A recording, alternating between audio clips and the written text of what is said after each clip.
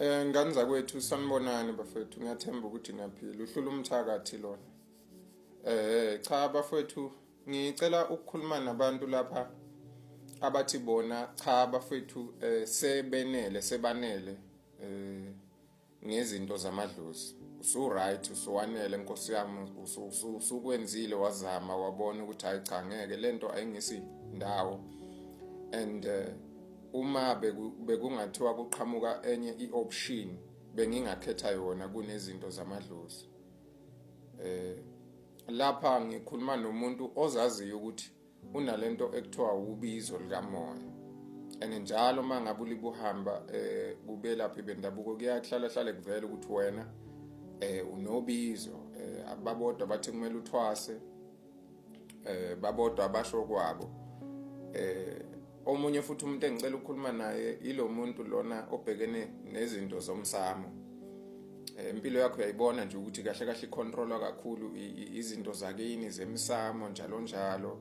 Noma ngabe imapha ama situations obhekene nawo kuhlala kuvela ukuthi no man kuneyinkinga ekhaya kini, inkinga zomsamo and therefore zimanifesta ngempilo yakho. Kodwa manje wena you are no longer having the courage to continue nezinto zamathongo. In fact, usufuna inkululeko from izinto zamathongo. Usufuna amanye ama-options athi awathi ukuba ngcono. Ngoba uyabona ukuthi izinto zamathongo azikusindawo.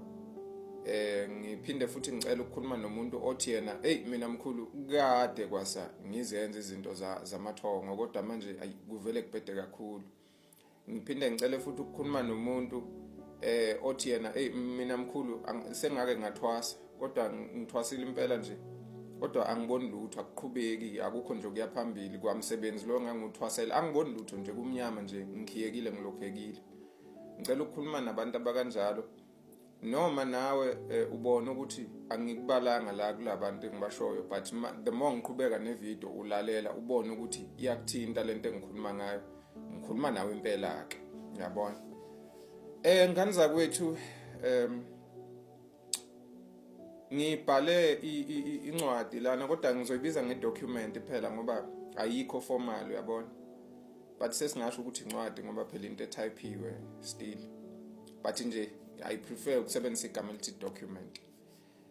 Bafethu ngibhale idocument lapha ebizwa ngokuthi i-self-initiate. I-self-initiate noma i-self-initiate ilolu hlobo lwabantu okuyakuthiwa luyazithwasisa. Asinalo ulwazi oluthe thuthu ngalolo hlobo lwabantu ngoba for a very long time besazi thina ukuthi umuntu uyaye athwasiswe, aye kugobela athwase and then bese izinto zakhe ke ziyalunga kuseyaqala useyasebenza. Bekuyi concept ebesiyazi yona ukuthi khona la kwa spirituality, especially kweyindabeni zedlozi. Bekuyi concept ebesiyazi ukuthi khona into yokuthi khona abantu abayithwasisayo, but besingaze singene sigxile kuloko. Le ncwadi ke ngane zakwethu njoba ngikhuluma nani nje, incwadi engibhalele wonke umuntu osefuna ukushintsha asuke emadlozini aphinda asuke nakwinkolo. Mawuthi umuntu obesonta but awusayizwe into yosonto, usubanjwe yifear, awazi ukuthi mawusuke esontweni uzokwenzani, uzophila impilo kanjani ngoba ama foundations wakho wena wazi nje isonto nje. Nawe semadlozini ukhuliswe ngedlozi, sazi lezi zinto zoyithu. So noma ufuna ukushiya awazi ukuthi isibindi uzosithola kanjani ngoba awazi ukuthi is it safe, angeke ulimale akulimaze lamadlozi mhlambe noJehova, uyabona. Are you making the right choice? Ngale ncwadi ingane yakwethu ngizokunikeza isibindi nomhlahlandlela wokuthi uqale impilo entsha la khona uzokwazi ukuzixhumanela wena noNkulunkulu. Ungadingi idlozi njengemediator, ungadingi uJesu njengemediator. Ukwazi wena ukuzenzela izinto ze-spirituality ngaphandle kokuthi uxhumane namadlozi, uyabona. Uzenzele nje wena free. Le ncwadi ngane zakwethu izokunikeza i-freedom ngendlela eyisimanga ngoba izokuthatha ikususa la okhona njengamanje to a point la khona usune freedom nenjabulo esuka ngaphakathi kuwe. Kuphele konke ukwesaba okuqhamuka nedlozi. Kuphele konke ukwesaba okuqhamuka nenkolo kaJehova. Uyiphathele impilo yakho, uyi-understandele wena life purpose yakho ukuthi uzeleni la emhlabeni and yini ekumele uyenze njengoba usula emhlabeni. Uphinde uthole nanokuthi yini ekade kubambile kansonke lesi sikhathi. Njengoba usuhlupheke kangaka nje wehla wenyuka udlala abathandazi nezinyanga nezangoma bamanga bekukhohlisa bekwenzisa izinto ongamele ngabe uyazenza. Usuthwase kwaze kwaba kabili noma kwaba kathathu still lokuthiwe nje kuyabheda. Kusamele udle igobongo lomndawo, kusamele ukhuphule isithuni. Uwazi kahle ukuthi uswakwenza lokho. Noma uzwe indaba zokuthi abazali bakho kwashona omkhulu ekhaya babexabene kuzomela kwenziwe ukuthi kwenziwe itiye kuze izinto zakho ilungu. Mawusukhathele nje iyo yonke leyo nto okuwukuthi wena ukhona ukuaccessa impilo yakho. Nomuntu futhi othi yena usefuna ukunderstand life purpose yakhe because uyabona manje ukuthi ayi engathi khona into wrong ngalempilo esiphilayo. Awufinyeleli ku life purpose yakho. Ngisho wathi uyazama ukufuna impumelelo but uyabona ukuthi man akulungi. Libe nje utshelwa ngezinto zamadlozi, libutshela ukuthi unemoya. Yabona utshelwa nje lokho nalokho and uyabona ukuthi awuzukufinyelela ku life purpose yakho. Uyayifuna inkululeko ngendlela eyisimanga kodwa manje awazi ukuthi uqale ngaphi ungqongqoza. Abelaphi bendabuko banamanga bafuna imali bakhohlisa. Bakwenzisa izinto engamele ngabe ziyenzeka empilweni yakho. Unele ngenza lezo zinto kuvele kube mnyama kakhulu ke kunakuqala kanza kwethu.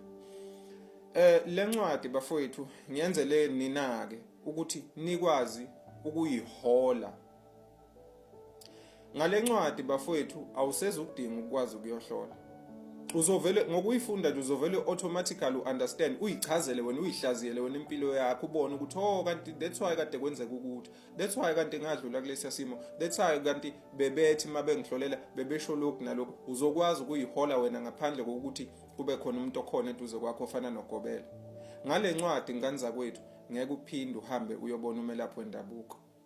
Ngale ncwadi nganza kwethu angeke uphinde kuqhamuka umuntu athi kumele uyothwasa nawe umvumele. Uzokwazi ukuyiphathela impilo yakho, uzokwazi ukuzenzela izinto zakho ze-spirituality. Uyabona? Ama-consultations nje azophela mawunale ncwadi ngeke uphinde uconsult. Ngisho uyihambela nje town uyizwela abantu beyixoxela ngeindaba ze-spirituality, ufisa ukufakaza la ongafakaza khona ngisho ekhaya kini noma emphakathini noma kuphi. Le ncwadi izoku-equipa ngolwazi olujulile ngezinto ezikamoya ngendlela eyisimanga. Ulwazi okuwukuthi ngisho abelaphi bendabuko abanalo. Kwayibona badinga lolu lwazi lolu oluqukethwe ile ncwadi. Uyabona? So nganza kwethu le ncwadi ngifisa ukunipha yona, kodwa ke mangithi ngifisa ukunipha angisho phela ukuthi ngifisa nje ukukupha yona mahala. Inenani layo ke. Inenani layo okuwukuthi ma uyifuna uzoyithola ngalo lelo nani lelo. Ngathanda nje impela ukuthi mangabe u-interested uvakashele le nombolo yocingo evelayo leyo ibonayo lapha escreenini. Uzobe okuningi ke usukuthola imininingwane eminingi uzobe usuyithola kulolo cingo lolo. Lolo cingo lolo ucingo lwenkosazana Nkosi yami engisizayo kulomsebenzi engiwenzayo. Uzokwazi ukuthi uxhumane nayo. Ngesingisi lokho abathi personal assistant. Udadewethu yena ke ozoxhumana naye bese kuxhumanisa nami ke uzoxhumana naye nikwazi ukuthi nixoxisane nenza amalokhungana ama bookings or payments lapho, and then ufika kimi vele usumuntu osekulindele ukuthi ayithole le ncwadi bafowethu. Izongisiza kakhulu le ncwadi. Ngiyamgqugquzela wonke umuntu onezinto zemoya bonke nje labantu esengibabalile lohlobo lwabantu esengibabalile, please uzoyidinga le ncwadi ngoba mawungenayo mfowethu ngethembe basazodlala ngawe belaphi bendabuko. Mina ngizama ukunisiza nginihlenge from labelaphi bendabuko ngoba sekugijimisa imali bafowethu ezikhathini zamanje. Umuntu akukhiphisa imali ezinkulu ezishisiwe kodwa impilo yakho uyayibona ukuthi ayilungi. Ngithi ke thola le ncwadi mfowethu.